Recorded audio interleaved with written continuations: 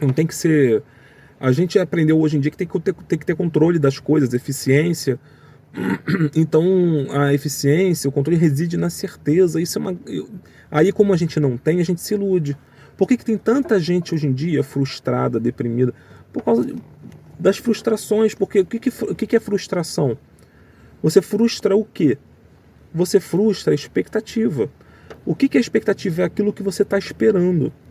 Quando você faz um cálculo, se eu fizer tudo certo, vai dar certo, e não dá certo, eu me frustro, porque eu criei a expectativa que daria certo. Tipo assim, é você, aquela história, o religioso orar para a pessoa ficar bem, aí vem o outro e diz, não, com Deus a vitória é certa. Gente, eu concordo que com Deus a vitória é certa nas coisas de Deus. Ele fala de a César o que é de César e a Deus o que é de Deus. A doença é de César. O mundano não é de Deus. Deus não é do mundano. Aí tem aquela fala, meu reino não é desse mundo. Então, tanto para quem é cristão quanto para quem não é, a ordem da coisa espiritual é outra. É de outra ordem, é outro tema, é outro assunto. O mundano é mundano, cara. Eu posso toda noite rezar e uma bala perdida me atingir. Ou o meu filho. A bala perdida, a bala vai numa direção, ela não desvia de quem reza. Entendeu? A bala não desvia. Não estou dizendo que Deus, se quiser... Para quem acredita, tá, gente? Para quem acredita, quem não acredita, tô falando de mundo e alguma outra coisa sobrenatural. Quem acredita em Deus vai dizer, não, Deus, se quiser, ele pode. Beleza. Mas Deus não criou um mundo onde a bala desvia. Ele criou um mundo onde a bala vai reto e vai em relativo declínio e desaceleração. Quando ele criou o mundo, ele criou a gravidade, ele criou tudo. Então, se você não aceita a obra de Deus, cara, não aceita como é que as coisas são, a bala vai ter que desviar. Para você satisfazer a tua neurose, a bala vai ter que desviar porque você rezou. Entendeu?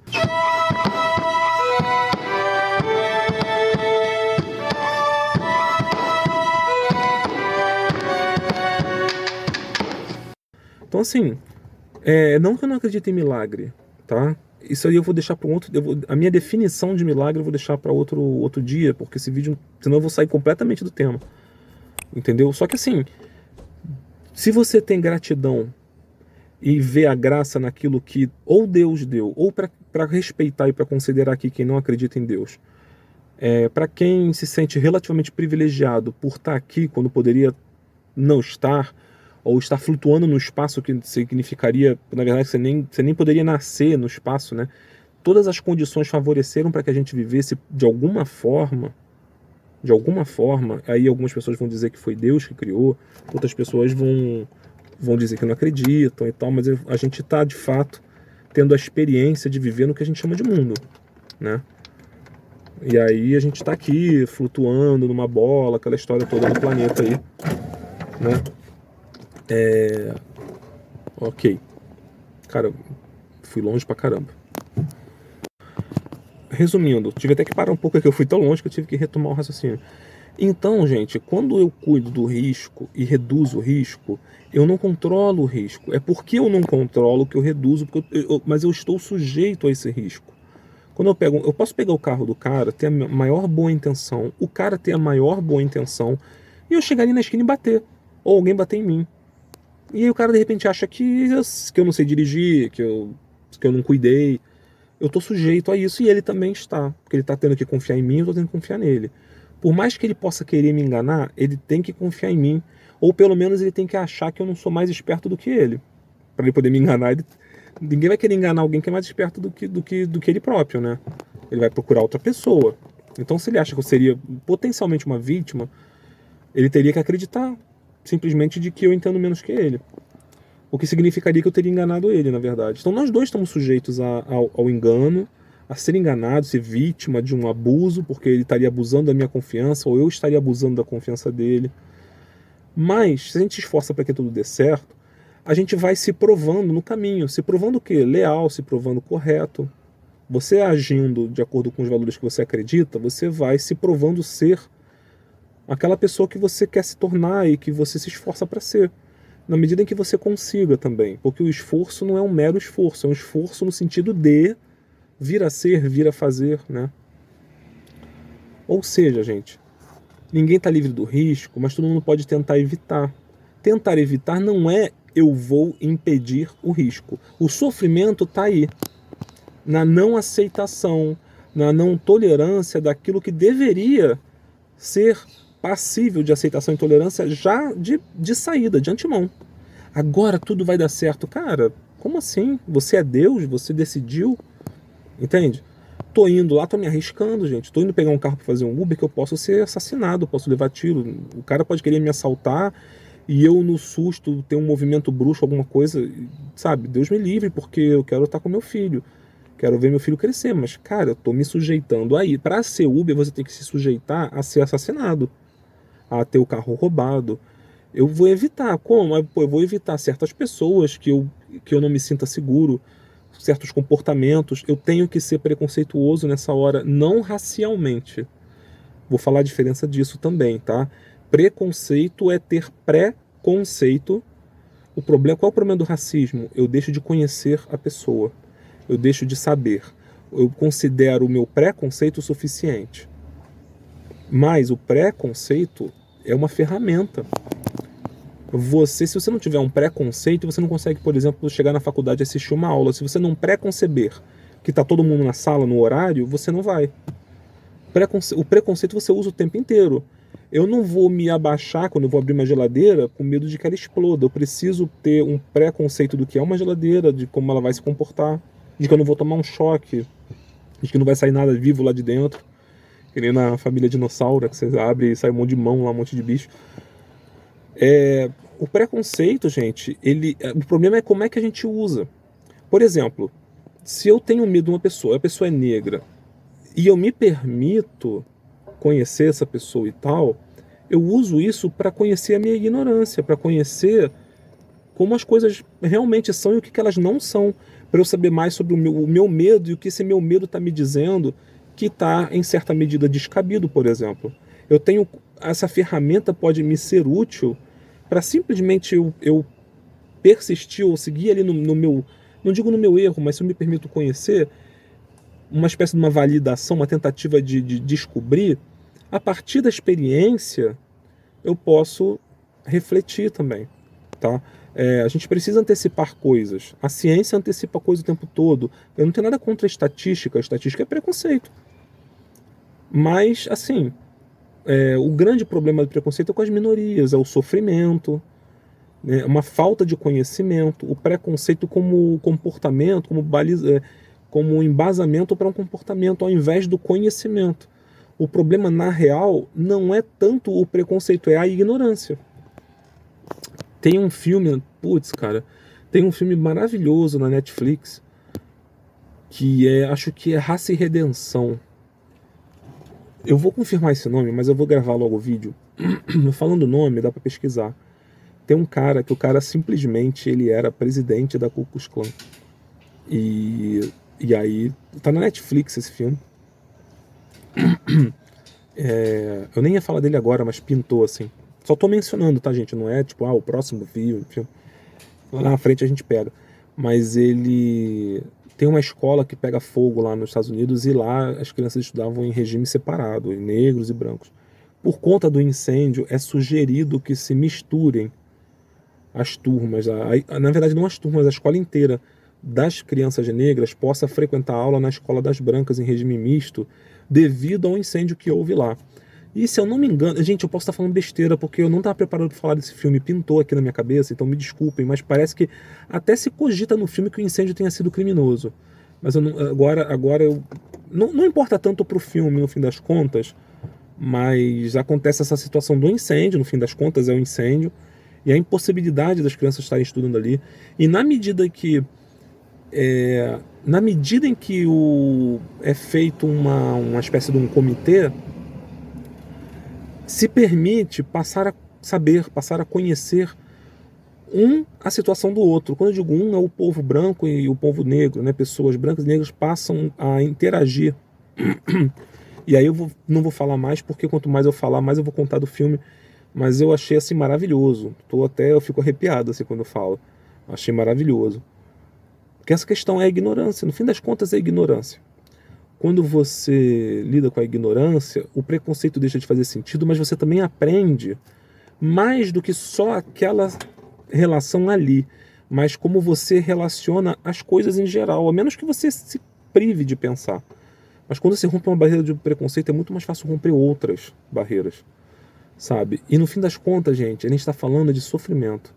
Muita gente quer falar de questões políticas e sociais e tal, beleza, tudo é atravessado e atravessa, beleza. Mas no fim das contas, gente, sofrimento humano, entendeu? A questão maior é o sofrimento humano. O sofrimento que tudo isso gera, entendeu? Então a gente não pode querer ficar na ignorância sabendo que os outros estão sofrendo. Isso daí é cumplicidade. Essa que é a questão. E dá trabalho. Dá trabalho pra cacete estudar e querer saber. E ficar quieto também é chato. Eu não estudei, mas não quero ficar quieto, eu quero dar opinião. Aí ferrou de vez. Esbarrei aqui no microfone. Não sei se deu muito barulho. Galera, eu tô aqui quase numa palestra, nem falar nada disso. Mas eu acho que é bem válido. Uma coisa levou a outra mesmo. E eu tô feliz por ter falado com vocês nisso, dessa forma.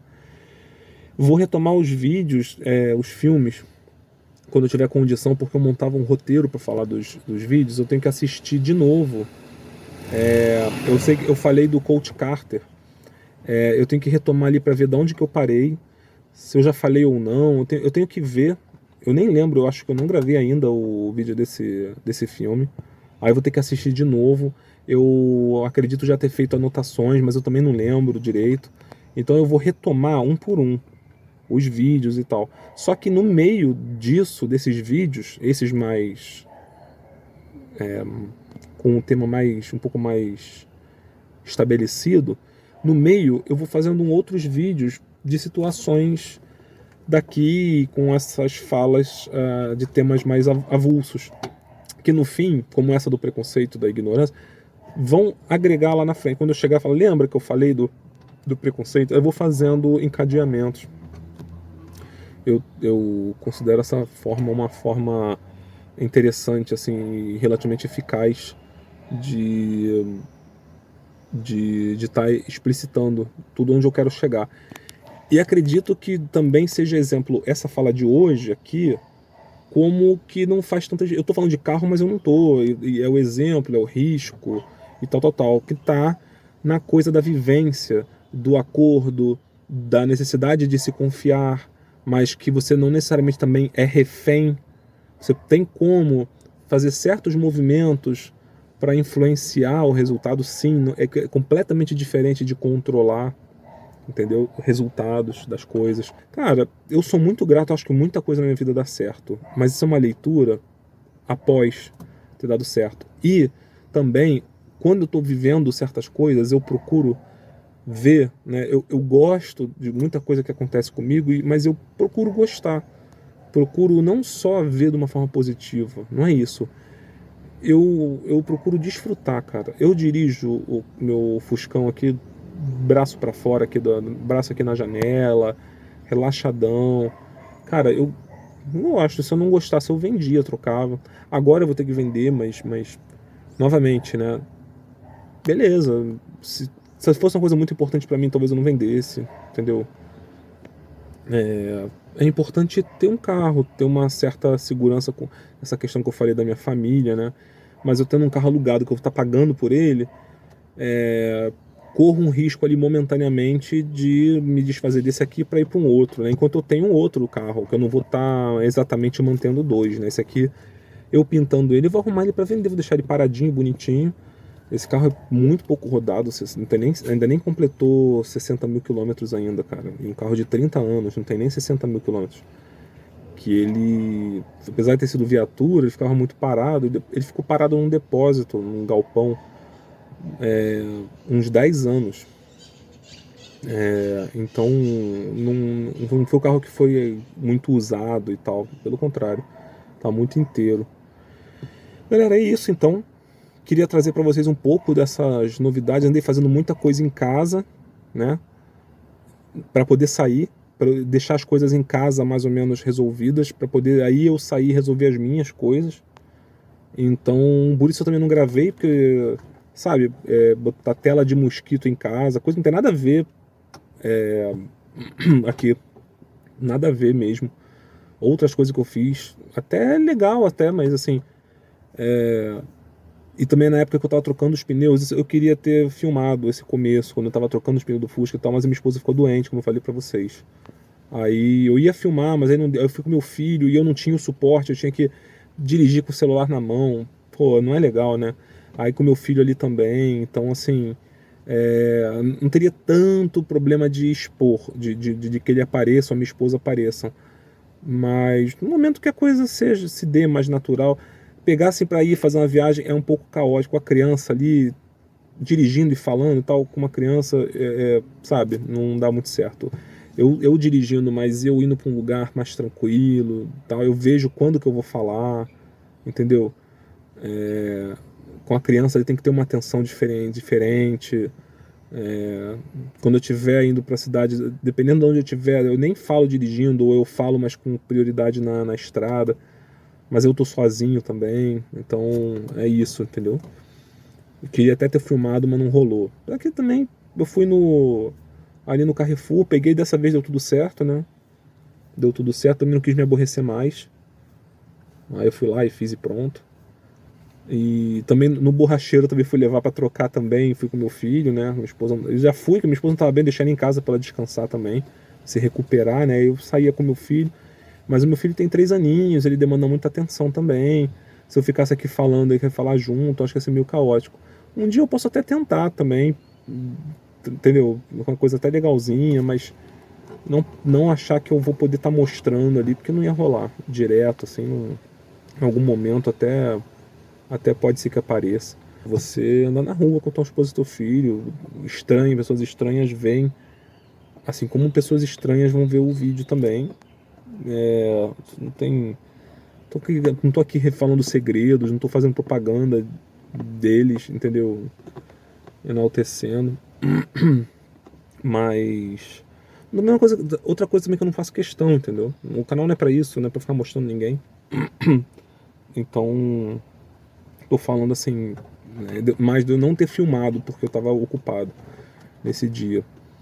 E vou ficando por aqui então, galera. Aí eu vou atualizando vocês. Se eu for hoje ainda buscar o carro, eu falo, mas eu acho que vai ficar pra sábado.